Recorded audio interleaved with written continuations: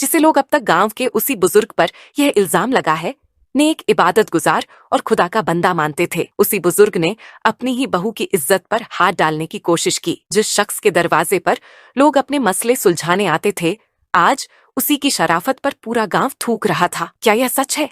क्या वाकई बुजुर्ग की सादगी और नेकदिली के पीछे एक छुपा हुआ दरिंदा था, या फिर इस इल्जाम के पीछे है कोई ऐसा राज जो सबकी सोच से बाहर है? जब सच्चाई सामने आई तो पूरा गांव क्यों कांप उठा। गांव के एक कोने में एक बूढ़ा आदमी अपनी सादगी और ईमानदारी के लिए जाना जाता था। लोग उसे दूर दूर से जानते थे, उसकी मिसालें देते थे।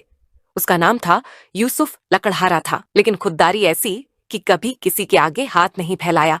सुबह होते ही जंगल का रुख करता, लकड़ियां काटता और बेचकर अपने बाल बच्चों का पेट पालता। उसे इबादत से खास लगाव था। 5 वक्त की नमाज उसकी सांसों में बसती थी और रमजान के रोजे उसकी रगों में दौड़ते थे। यूसुफ ने जिंदगी में एक ही ख्वाहिश रखी थी, अपने बेटे को अच्छा इंसान बनाना और उसका घर बसते देखना। बरसों की मेहनत के बाद जब बेटे की शादी हुई तो लगा अब चैन आएगा, अब सुकून मिलेगा। लेकिन यूसुफ नहीं जानता था कि यही शादी उसकी इबादत, उसकी इज्जत और उसकी बरसों की नेकदिली को एक ऐसे इम्तिहान में डालने वाली है जहां सिर्फ अल्लाह का इंसाफ ही उसका सहारा होगा। यूसुफ रोज की तरह जंगल से लकड़ियां काटने निकला था। उसने पूरा दिन लकड़ियां काटी और शाम होने से पहले ही वह घर आ गया। घर आया तो उसकी बीवी ने खाना बनाया हुआ था।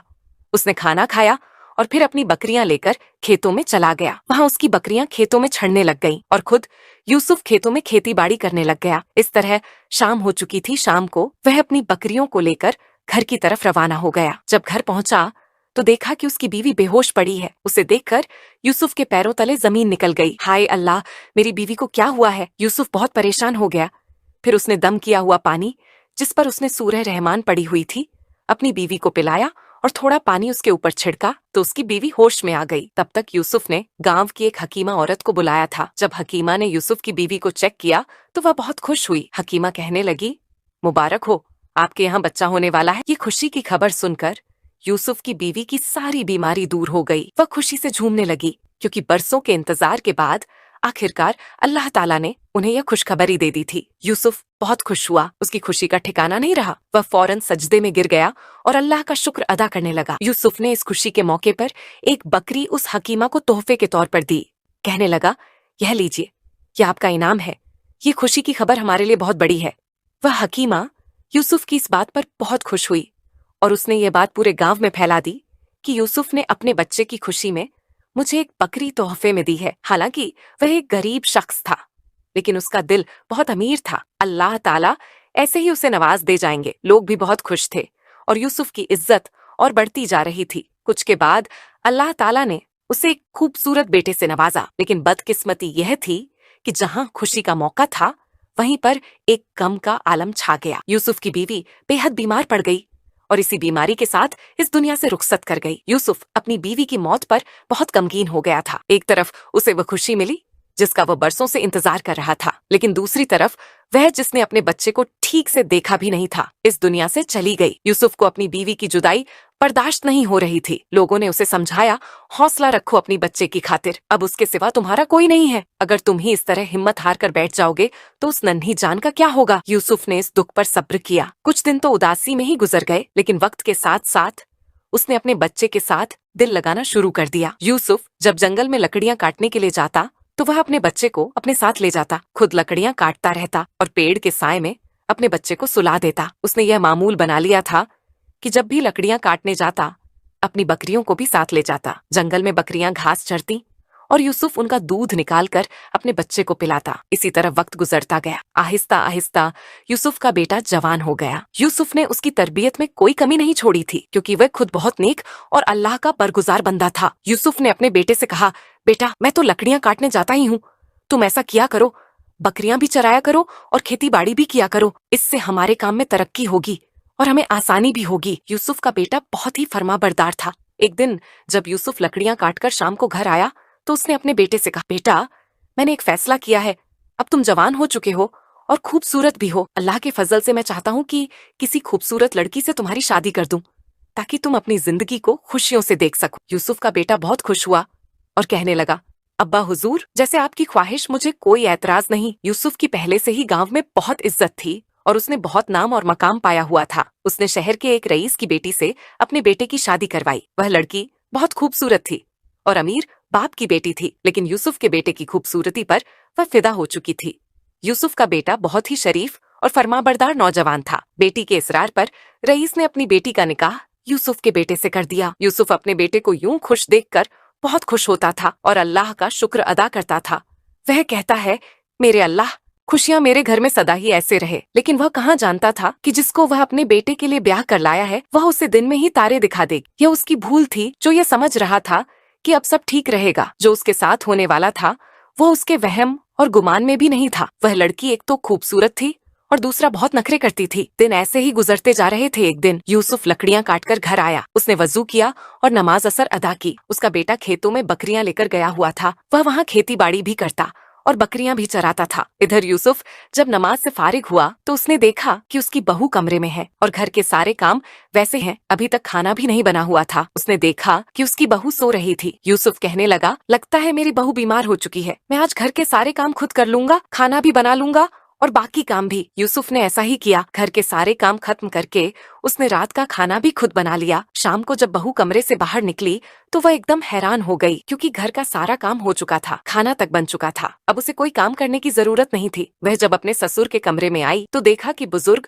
नमाज में मसरूफ हैं और अल्लाह की इबादत कर रहे हैं। वह समझ गई कि यह सारा काम उसके ससुर ने किया है। वह दिल ही दिल में बहुत खुश हुई और कहने लगी, आज तो मुझे बहुत आराम मिला। ऐसे ही मैं तो हर रोज काम करके परेशान हो चुकी हूँ। अपने घर में तो नौकर थे, यहाँ आकर मैं अजीब मुसीबत में फंस गई हूँ। मोहब्बत के चक्कर में मैंने अपनी जिंदगी खुद ही मुसीबत में डाल दी है। कहाँ इन गरीबों के साथ पाला पड़ा है मेरा। वह बहुत शैतानी दिमाग की थी। उसने सोचा, क्यों ना मैं हर रोज ऐसा ही बहाना करूं और सारा काम इस बूढ़े से करवाऊं। वैसे भी इसे क्या पता कि मैं बहाने कर रही हूँ या वाकई बीमार हूँ। उसका शौहर तो पूरा दिन खेतों में रहता था, उसे कुछ पता नहीं था। अब वह हर रोज ऐसा ही करने लगी। हर रोज वह पूरा पूरा दिन कमरे में सो रहती और यह कहती कि वह बीमार है और वह बुजुर्ग खामोशी के साथ घर के सारे काम खुद करते। उन्होंने अपने बेटे को भी कभी कुछ नहीं बताया। उनके दिल के अंदर कोई लालच और कोई गुस्सा नहीं। यूसुफ का बेटा जब शाम को घर आता तो वह अपनी बीवी को खुश देखकर बहुत खुश हो जाता। उसे मालूम नहीं था कि ये शैतान औरत पता नहीं उसके घर में क्या क्या कर रही है और आगे वह ऐसा करने वाली है जिससे उसके बाप की सारी बनी बनाई इज्जत मिट्टी में मिल जाएगी। औरत जब घर बर्बाद करने पर आती है तो वह 1 मिनट नहीं लगाती, और अगर औरत घर आबाद करने पर आए तो वह घर को जन्नत बना देती है। ऐसे ही समय गुजरता रहा। कुछ ही दिनों बाद रमजान मुबारक का पाक महीना भी आ गया और वह नेक यूसुफ बहुत ही इबादत गुजार था। वह रमजान मुबारक के सभी रोजे रखता था। वह यह सोचता था कि शायद अगले साल मुझे यह खुशकिस्मत महीना नसीब हो या ना हो। हर साल की तरह इस साल भी यूसुफ ने रमजान मुबारक का रोजा रखा और अगले दिन यूसुफ नमाज में मसरूफ था। नमाज पढ़कर वह आराम करने के लिए अपने बिस्तर पर चला गया, क्योंकि सारा दिन उसका रोजा होता। वह इबादत करता और क्योंकि पूरा दिन वह लकड़ियां काटता और वापस आकर घर के काम भी करता था। इस तरह वह थक चुका था। उसने तो बेटे की शादी इसलिए की थी कि अब हम आराम की जिंदगी गुजारे, घर के काम नहीं करने पड़ेंगे। लेकिन वह लड़की ऐसी तबीयत की मालिक जैसे कि शैतान हो। उसने जब देखा कि आज घर का कोई काम नहीं हुआ पड़ा तो वह जल्दी से अपने ससुर के कमरे में आई। जब बुजुर्ग आराम फरमा रहे थे तो उससे यह बर्दाश्त नहीं हुआ। कहने लगी, ए बूढ़े, तुम सो रहे हो, काम कौन करेगा? मैं उठी हूँ तो कोई काम नहीं किया।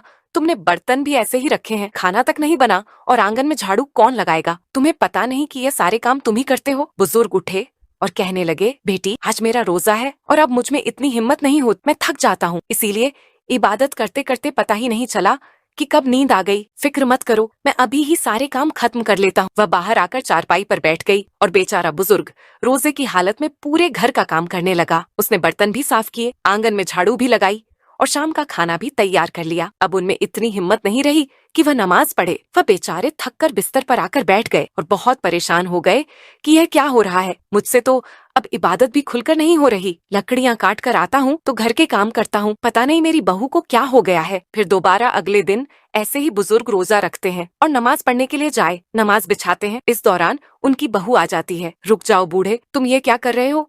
पहले घर के काम करो फिर नमाज पढ़ना। मैं तुम्हें ऐसे ही नहीं छोड़ने वाली। तुमने मुझे क्या समझ लिया है कि मैं यहाँ आकर नौकरानी बन जाऊंगी? तुमने आज फिर रोजा रख लिया। मैंने तुम्हें मना भी किया था मत रखना, लेकिन तुम बहाना बनाने के लिए रोजा रख लेते हो कि मेरा रोजा है, मुझसे काम नहीं होता। लेकिन तुम ये अपने दिमाग से निकाल दो कि मैं अब घर के काम करूं। जब तक तुम्हारा बेटा घर नहीं आता, घर के सारे काम तुम संभालोगे। जब वह आज आया करेगा तो तुम्हें काम करने की कोई जरूरत नहीं। बुजुर्ग कहने लगे, बेटी तुम देख नहीं रही कि मैं नमाज पढ़ रहा हूँ। वैसे भी मेरी नमाज कज़ा हो चुकी है, मेरी आंख लग गई थी और अब उठाऊं, मुझे नमाज पढ़ने दो। वह कहने लगी, लगता है तुम्हें मेरी बात का असर ही नहीं हुआ। वह गुस्से के साथ मुसल्ला से ही अपने ससुर का बाजू पकड़कर उसे आंगन में ले आई और कहने लगी, यह लो झाड़ू और पूरे आंगन में झाड़ू लगाओ। वहाँ वह खुद ऊपर खड़ी होकर यह सारे काम करवा रही थी। उसके अंदर बेहयाई आ चुकी थी, शर्म बिल्कुल खत्म हो चुकी थी। वह बुजुर्ग उसके बाप की उम्र के थे, उसके ससुर थे, फिर भी वे उनसे इस तरह घटिया काम करवा रही थी। वह बहुत गिर चुकी थी, लेकिन यूसुफ का बेटा इस बात से बिल्कुल बेखबर था। यूसुफ के अंदर ईमान की ताकत थी। वह फिर भी पूरी रात अल्लाह की इबादत किया करते और तहज्जुद भी अदा किया करते, दिन को रोजा रखते और रोजे की हालत में ही पूरे घर का काम करते। यह बात उनकी बहू को बर्दाश्त नहीं होती थी कि उनके अंदर इतनी ताकत कैसे आती है। एक तो ये बूढ़ा हो चुका है, इसकी हड्डियों में ताकत नहीं रही, फिर भी यह लकड़ियां काट कर लाता है और मैं इससे घर के सारे काम भी करवा लेती। इसके बाद भी यह पूरी रात इबादत भी कर लेता है और रोजा भी रख लेता है। एक दिन यूसुफ खेतों में गया हुआ था। रोज की तरह वह बहू अपने ससुर के साथ घर में अकेली थी और काम करवा रही थी। बर्तन धोते धोते बुजुर्ग के हाथों से बर्तन नीचे छूटकर टूट गया। बर्तन टूटना ही था कि उसे गुस्सा आ गया। कहने लगी, अंधे हो गए हो, तुमने मेरा इतना कीमती बर्तन तोड़ दिया है। ये तुमने जानबूझकर किया है ताकि तुम्हें काम ना करना पड़े। रुक जाओ, आज मैं एक ऐसा मंसूबा बनाऊंगी कि तुम्हारा बेटा ही तुम्हें बताएगा। तुमने तो मुझे पागल बना लिया है, आ जाने दो, तुम्हारे बेटे को मैं देखती हूँ कि वह कैसे तुम्हें सबक नहीं सिखाता। यह कहकर वह गुस्से में अपने कमरे में चली गई। उधर बुजुर्ग की आंखों से आंसू बह रहे थे। वह आसमान की तरफ देख रहे थे और कह रहे थे, मेरे अल्लाह, ये कैसी आजमाइश है जिंदगी में। मैंने कभी ऐसी जिंदगी की ख्वाहिश ही नहीं की थी। मेरी आने वाली जिंदगी ऐसी नहीं होनी चाहिए थी। मेरे बच्चे को जो बीवी मिली है वह ऐसी बिल्कुल नहीं होनी चाहिए थी। मेरे अल्लाह, मेरे घर को आबाद कर दे। ये शैतान औरत इस घर में आ चुकी है, इसके शर से मेरे बच्चे को महफूज रखना। ये कहकर वह अपने कमरे में चले गए। शाम को जब यूसुफ का बेटा आया तो उसने देखा कि उसकी बीवी रो रही है। वह अपनी बीवी से पूछने लगा। इस दौरान कमरे में बुजुर्ग भी बैठे थे। वह जानते थे कि यह मक्कार औरत अपनी मक्कारी दिखा रही है। वह कहने लगी, क्या पूछते हो बाबा जी ने, मुझे बहुत तंग किया हुआ है। मेरा बर्तन इन्होंने तोड़ा है, पता नहीं इनको क्या हो गया है, आप इनको समझाते क्यों नहीं। यह बात जब उसकी बीवी के मुंह से निकली तो यूसुफ के बेटे ने जोरदार थप्पड़ अपनी बीवी के मुंह पर मारा। कहने लगा, तुम्हें शर्म आनी चाहिए, ये तुम क्या कह रही हो। एक बर्तन के लिए तुम कैसे कैसे अल्फाज इस्तेमाल कर रही हो। मैं अब तुम्हारे मुंह से ये अल्फाज सुन रहा हूँ, आइंदा कभी न सुनूं। ये घर इनका है और ये बर्तन भी इनके हैं, चाहे टूटे या जो हो, तुम्हें कोई फर्क नहीं होना चाहिए। ये कहकर गुस्से के साथ यूसुफ का बेटा अपने कमरे में चला गया। वह औरत तो अब गुस्से से और आग बबूला हो चुकी थी। बुजुर्ग के लिए उसके दिल में जो थोड़ी सी नफरत थी अब वे बढ़ चुकी थी। उसकी चाल उसी पर उलटी पड़ गई। बुजुर्ग कहने लगे, बेटी देखो, तुम घर का माहौल खराब कर रही हो। ये कैसी नादानी है, तुम्हें समझ क्यों नहीं आ रही। तुम्हें हो क्या गया है, जब तुम यहाँ ब्याह कराई थी पहले तो ऐसी नहीं थी। तुम्हें किसकी नजर लगी है। वह कहने लगी, बस करो, तुम्हारे तो कुछ ही दिन रह गए हैं। तुमने मेरे साथ मुकाबला करके अच्छा नहीं किया। मैं देखती हूँ कि तेरा बेटा कैसे तुझे धक्के मारकर घर से ना निकाले। अगर ऐसा ना हुआ तो मेरा नाम बदल देना। बुजुर्ग कह रहे थे, बेटी मैं तुम्हें समझाने की कोशिश कर रहा हूँ, लगता है तुम मेरी बात नहीं समझ रही। अल्लाह ही तुम्हें हिदायत दे। यह कहकर बुजुर्ग भी अपने कमरे में चले गए और वह औरत रोती रही। उसके दिल के अंदर नफरत बढ़ गई थी। वह दिल ही दिल में कुछ ऐसा मंसूबा बनाने लगी जिससे वह उस बूढ़े से जान छुड़ा सके और उसको सबकी नजरों में गिरा सके। शैतान ने उसके दिल में एक अजीब ख्याल डाल दिया जिसे सोचकर वह बहुत खुश हुई। वह कहने लगी, अब मजा आएगा। अब जो इसके साथ होगा उसका बेटा भी इसकी इज्जत नहीं करेगा, इसे घर से निकाल देगा और लोग भी इसे धुतका देंगे। इसकी जो इज्जत थी वह सारी मिट्टी में मिल जाएगी। अब वह औरत जो उस अल्लाह वाले दरवेश के साथ करने जा रही थी वह एक बहू को हरगिज शोभा नहीं देता। और उस औरत ने तो बेहयाई की सारी हदें पार कर दी थीं। बुजुर्ग ने रोजा इफ्तार किया और बुजुर्ग पूरी रात अल्लाह के कयाम में रहे, इबादत कर रहे थे। सुबह वह नमाज पढ़कर जंगल की तरफ रवाना हो गए। इधर उनकी बहू बेसब्री से उनका इंतजार कर रही कि कब वह आए और वह अपना वह काम शुरू करे। बुजुर्ग को क्या पता था कि उनकी चालाक बहू पता नहीं क्या मंसूबा बनाकर बैठी है। इस दौरान उनका बेटा भी खेतों में गया हुआ था। वह तो शाम को आता था। बुजुर्ग थोड़ा सा पहले घर आ जाया करते थे। जैसे ही बुजुर्ग घर आए तो वह चारपाई पर बैठी मुस्कुरा रही थी। कहने लगी, आओ आओ, आज तुम्हारा काम पूरा होने जा रहा है। तुमने मुझे बहुत जलील किया है, आज देखो मैं तुम्हारे साथ क्या करती हूँ। तुमने अभी तक मेरी नरमी देखी है, मेरी सख्ती से वाकिफ नहीं हो तुम। वह जोर जोर से रोने लगी। बुजुर्ग को समझ नहीं आ रही थी कि हो क्या गया है। वे बेचारे अभी थक कर जंगल से लकड़ियां लेकर आए थे, लेकिन यहाँ नया ड्रामा शुरू हो गया था। वह रोने लगी, चीखने चिल्लाने लगी। आहिस्ता आहिस्ता गांव वाली औरतें इकट्ठा हो गई। क्या हुआ है, क्यों रो रही हो, खैरियत तो है? वह बुजुर्ग से भी पूछने लगी। बाबा जी क्या हुआ है आपकी बहू को? वह कहने लगी, इससे क्या पूछती हो, तुम इससे पूछ रही हो? ये इंसान कहने के लायक ही नहीं है। इसने मेरे साथ जो किया है वह मैं कैसे बताऊं आपको? मुझे बहुत शर्म आ रही है। इसने मेरे साथ जो किया है, मैंने बहुत मुश्किल से अपनी इज्जत बचाई है। उसका बेटा घर नहीं था, उसने इस बात का फायदा उठाया और मेरी इज्जत पर हाथ डालने की कोशिश की। औरतें हैरान कि ये कह क्या रही है। खैर तो है खौफ, ए खुदा करो वह तुम्हारे ससुर तो है। खौफ, ए खुदा करो वह तुम्हारे ससुर हैं और अल्लाह के नेक बंदे हैं। हम उन्हें बरसों से जानते हैं, वह ऐसी नीच हरकत नहीं कर सकते। ये तुम क्या कह रही हो? तुम लोग कभी यकीन नहीं करोगे ना, हमेशा मुझे ही झूठा समझते आ रहे हो। तुम इसे नहीं जानते। ये देखो मेरे कपड़े कैसे फट चुके हैं, ये इसी ने फाड़े हैं। उस चालाक औरत ने लोगों के आने से पहले ही अपने ससुर की कमीज के साथ अपना दुपट्टा बांध दिया था, ताकि लोगों को यकीन हो जाए कि वह बूढ़ा बेचारा वाकई उसके साथ कुछ ऐसा कर रहा था। तौबा तौबा, लोग देखकर कुछ तो शक में पड़ गए कि वाकई मंजर कुछ ऐसा ही है, लेकिन वह यकीन नहीं कर पा रहे थे कि ऐसा हो सकता है। बुजुर्ग ऐसा कैसे कर सकते हैं? वहां खड़ी कुछ चालाक औरतें जो उसी औरत की तरह शैतान थी, उसने उन्हें पैसे देकर पहले ही कह रखा था कि जब आना तो पूरे गांव में ये यकीन फैला देना कि इस बुजुर्ग ने वाकई ऐसा किया है, और कहना कि तुम लोगों ने इसे पहले भी कई बार देखा है। मौका देखकर वह तीन औरतें कहने लगी, अरे पागल हो गांव वालों, ये बेचारी सच्ची है। तुम लोग क्यों नहीं यकीन कर रहे हो? ये बूढ़ा तो सब दिखावा करता है, इसके अंदर बेहयाई अभी भी बाकी है। तुम लोग इसका यकीन मत करो, ये बेचारी सच कह रही है। आने दो, इसके बेटे को हम आवाज उठाएंगे इसके लिए कि ये कैसा दरिंदा बाप है। इसकी अकेली बीवी को देखकर बेईमान हो गया। गांव वाले उन औरतों को देखकर अब यकीन करने लगे थे। वह कहने लगे, यह बात कोई नई नहीं है, हम पहले भी कई बार ये सारे मंजर देख चुके हैं। यह बेचारी डर कर हमें बता दिया करती, लेकिन हमने आगे किसी को नहीं बताया।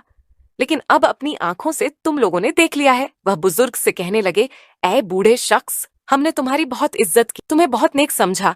ये आज तुमने क्या कर दिया? हमारी सारी उम्मीदों पर पानी फेर दिया। तुम इस गांव के दरवेश थे, लोग सारे मसले तुमसे हल करवाने आते थे, लेकिन आज तुमने बेहयाई की सारी हदें पार कर दी। अल्लाह वाले यूसुफ रो रहे थे और आसमान की तरफ मुसलसल देख रहे थे। वह खामोशी के साथ कमरे में चले गए। वह औरत कहने लगी, कमरे में मत जाओ, मैं तुम्हें यहाँ नहीं रहने दूंगी। इस घर में भी तुम्हारी जगह नहीं और इस गांव में भी नहीं। गांव वाले कहने लगे, हाँ तुम ठीक कहती हो, आने दो इसके बेटे को, आज हम इसे यहाँ से निकाल कर ही रहेंगे। यह कहकर गांव वाले वापस अपने घरों को चले गए। अभी अवतार का वक्त था। वह औरत हंसती हुई आई और कहने लगी, देखा तुम, मेरे साथ टकराकर तुमने अपना बहुत नुकसान किया है। अगर मेरी बात मान लेते, रोजा ना रखते और घर के काम करते रहते तो आज ऐसा ना होता। अब क्या करोगे?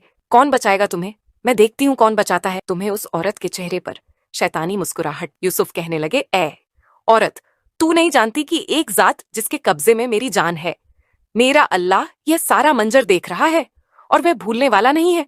मुझे कोई फर्क नहीं पड़ता कि तुम लोगों को क्या दिखाओ, हकीकत से अल्लाह वाकिफ है और वही फैसला बहुत जल्द करेगा। खुदा की लानत हो तुम पर, तुम बहुत जल्द अपने अंजाम को पहुंचोगी। तुमने मुझे बहुत तकलीफ दी है, आज तुमने इंतहा कर दी, लेकिन तुम भूल चुकी हो कि मुझे कुछ नहीं होगा। अपना ही नुकसान किया तुमने।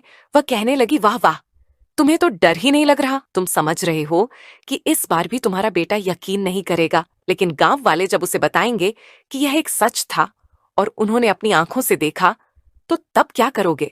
यह कहकर वह चली गई। अल्लाह वाले यूसुफ सजदे में गिर गए और रो रो कर अल्लाह से दुआ करने लगे, मेरे अल्लाह, इस औरत ने मुझे किस आजमाइश में डाल दिया है। मेरी मदद तूने ही करनी है। परसों की मेरी सारी मेहनत जो मैंने अपनी इज्जत बनाने में लगाई थी, अपना नाम बनाने में लगाई थी, आज तक किसी ने मेरे किरदार पर उंगली नहीं उठाई। तू जानता है, तू तो मेरे हालात से वाकिफ है। मेरी मदद फरमा। दुआ मांगकर वह सुस्त हो गए और बैठ गए। उधर यूसुफ का बेटा खेतों से अपनी बकरियां लेकर घर की तरफ आ रहा था। रास्ते में गांव वाले इकट्ठा थे। वह पूछने लगा, खैरियत तो है आप लोग, मेरे घर के बाहर क्यों खड़े हैं? वह कहने लगे, तुम तो घर से बाहर जाते हो, खेती बाड़ी करते हो, बकरियां चराते हो। जिस बाप को घर के अंदर छोड़कर गए थे, उसने तुम्हारी बीवी की इज्जत पर हाथ डाला है। इस दौरान उसे बहुत गुस्सा आया। कहने लगा, क्या बकवास कर रहे हो तुम लोग? ये कैसी बेहुदा बात कह दी? तुम लोगों ने कुछ शर्म करो। मेरे वालिद मोहतरम पर इतना घटिया इल्जाम क्यों लगाया तुमने? वह कहने लगे, हमने नहीं लगाया, तुम्हारी बीवी खुद रो रही थी। जब हम वहां पहुंचे तो एक अजीब ही मंजर था। तुम्हारा बाप उसके पास खड़ा था और उसका दुपट्टा पकड़ा हुआ था और वह बेचारी अब मदद के लिए हमें पुकार रही थी।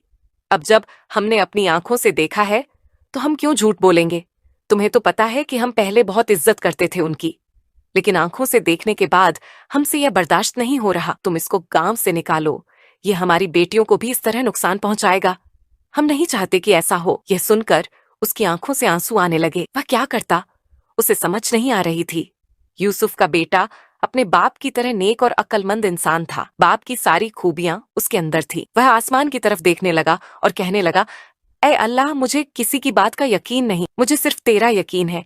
तू ही फैसला करेगा, जो सच है वह मेरे सामने लाएगा। मैं नहीं चाहता कि मैं इन शैतानों की बातों में आकर अपने वालिद ए मोहतरम की नाफरमानी कर बैठूं। मैं जानता हूँ वह तेरे नेक बंदे हैं और मैं यह भी जानता हूँ कि ये मेरी मक्कार बीवी ने इल्जाम ही लगाया है। या अल्लाह, तू ही मदद फरमा, जो सच है वह दिखा दे मेरे। अल्लाह लोग कहने लगे, क्या तुम हमें झूठा समझ रहे हो? वह नौजवान कहने लगा, नहीं, मैं किसी को झूठा नहीं कह रहा, बस आप लोग चलकर देखें, इंशा अल्लाह जो सच होगा वही सामने आएगा। वह जैसे ही घर गए तो घर में एक अजीब ही मंजर उनके सामने था, जिसे देखकर सबकी चीखें निकल गईं।